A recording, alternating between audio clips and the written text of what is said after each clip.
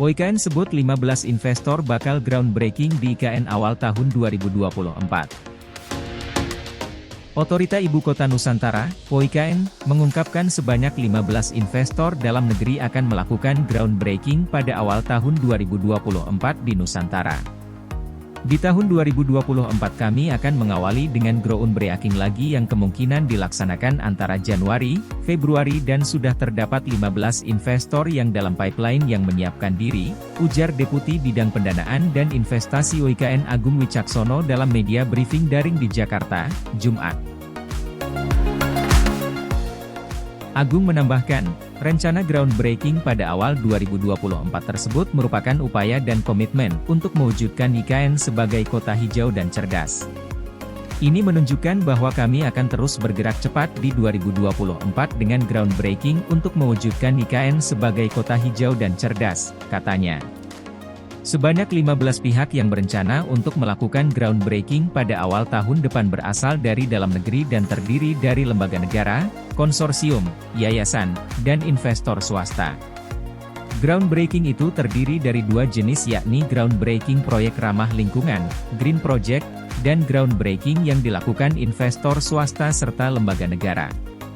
Untuk Green Project akan dilakukan groundbreaking proyek Botanical Garden oleh Konsorsium Nusantara dan peluncuran Pulau Suaka Orang Utan oleh Yayasan Arsari Joyo Hadikusumo. Kemudian untuk rencana groundbreaking lembaga negara dan investor swasta pada awal 2024, antara lain Otoritas Jasa Keuangan, OJK, terkait proyek pembangunan gedung kantor, proyek gedung kantor lembaga penjamin simpanan, LPS, proyek gedung BPJS Kesehatan, proyek gedung kantor PLN, proyek perkantoran Bank Mandiri, proyek hotel dari Jambuluuk, proyek hotel Bintang 5 dan Convention Center dari Royal Golden Eagle, RG, dan groundbreaking proyek Mixed Uset Indogrosir. Kemudian rencana groundbreaking proyek hunian hijau, hotel dan lapangan golf dari Ciputra, proyek perkantoran Bank BCA, proyek showroom furnitur, lalu groundbreaking proyek kawasan pergudangan Sinar Primera, dan groundbreaking proyek Mixed Uset dari Grand Lucky Superstore. UU Nomor 3 Tahun 2022 tentang Ibu Kota Negara menyatakan bahwa pembangunan IKN menjadi mesin penggerak perekonomian bagi Kalimantan dan menjadi pemicu penguatan rantai nilai domestik di seluruh kawasan timur Indonesia. Pembangunan IKN menempatkan Indonesia dalam posisi yang lebih strategis dalam jalur perdagangan dunia, aliran investasi, dan inovasi teknologi.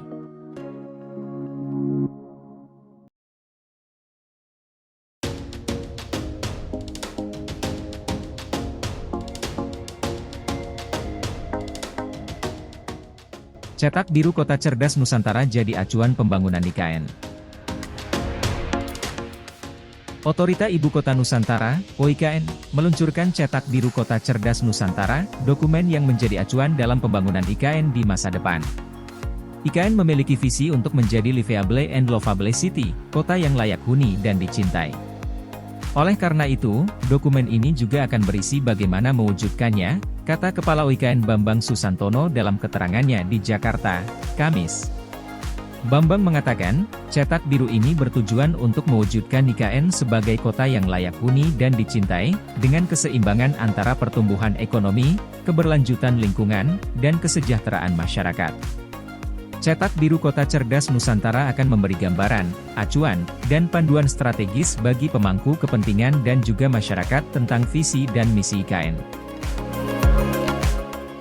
Bambang menjelaskan dalam Cetak Biru Kota Cerdas Nusantara menyediakan berbagai komponen perkotaan yang menjamin kualitas hidup yang baik, seperti air dan udara yang sehat, tata kota yang teratur, aksesibilitas yang baik, serta kondisi perkotaan yang aman dan nyaman. Dokumen yang memuat rancangannya serta implikasinya bagi masyarakat dan bangsa di masa depan, katanya.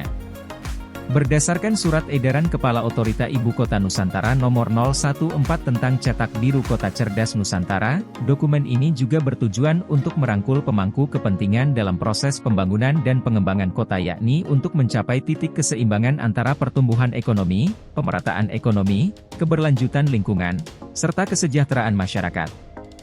Deputi Transformasi Hijau dan Digital Profesor Mohamed Ali Berawi mengatakan, cetak biru ini juga akan memuat berbagai aspek perkotaan yang dibagi dalam 6 domain sebagai landasan strategis pembangunan Ibu Kota Nusantara, kata Ali. Dokumen ini, lanjutnya, juga dapat menjadi panduan komprehensif bagi pemangku kepentingan lainnya. Adapun peluncuran cetak biru Kota Cerdas Nusantara merupakan tonggak penting dalam pembangunan Ibu Kota Nusantara. Cetak biru ini merupakan dokumen komprehensif yang memuat visi, misi, dan strategi pembangunan IKN yang menjadi panduan bagi pemangku kepentingan dan masyarakat. Tentunya lewat cetak biru ini, pembangunan IKN sebagai peradaban baru akan berjalan sesuai rencana. UIKN akan bekerja keras mewujudkan IKN sebagai kota yang layak huni dan dicintai, dengan keseimbangan antara pertumbuhan ekonomi, keberlanjutan lingkungan, dan kesejahteraan masyarakat untuk mencapai Indonesia Emas 2045.